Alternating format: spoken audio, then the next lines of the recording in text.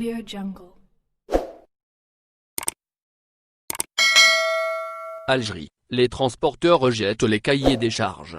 Les professionnels du transport de voyageurs interurbains refusent de reprendre leurs activités à cause des cahiers des charges relatifs à la reprise du secteur, mis en place par la tutelle. Les cahiers des charges comportent des conditions irréalisables. Ils ne permettent pas de donner vie à ce secteur vital ayant un lien fort avec les citoyens à faible revenu, lit-on dans un communiqué signé par plusieurs associations et syndicats représentant le secteur, en indiquant que l'activité de transport de voyageurs reste à l'arrêt jusqu'à la prise d'une décision. Les contestataires ont estimé que ces cahiers des charges les excluent de manière systématique. Dans ce contexte, les professionnels revendiquent l'ouverture d'un dialogue avec les responsables concernés.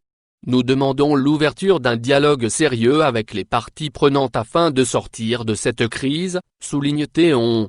Rappelons que le ministère de l'Équipement, du Transport et de la Logistique a conditionné la reprise de l'activité par le respect des dispositions d'un cahier des charges relatif à la gestion des dangers de la propagation de l'épidémie de Covid-19.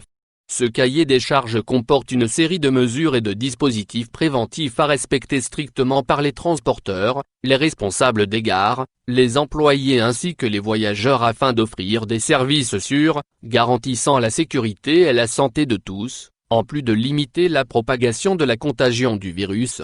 Parmi les mesures mises en place, les professionnels doivent disposer obligatoirement à bord des autocars et pour chaque voyage d'une liste contenant les informations des passagers, en particulier le numéro de la carte d'identité nationale ainsi que le nom, le prénom et le numéro de téléphone.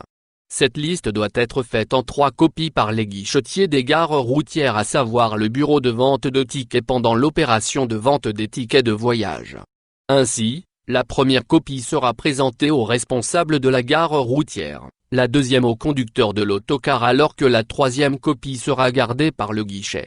Concernant les autocars autorisés à transporter des passagers au cours du trajet, ils doivent mettre à jour cette liste à chaque point d'embarquement en respectant la capacité maximale de 50%.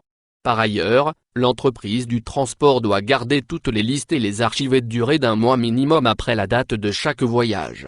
Le transport touristique est soumis aux mêmes conditions paraphes, signature et archivage du cahier des charges relatif aux entreprises du transport routier en commun de personnes, la disponibilité à bord du véhicule pour le contrôle.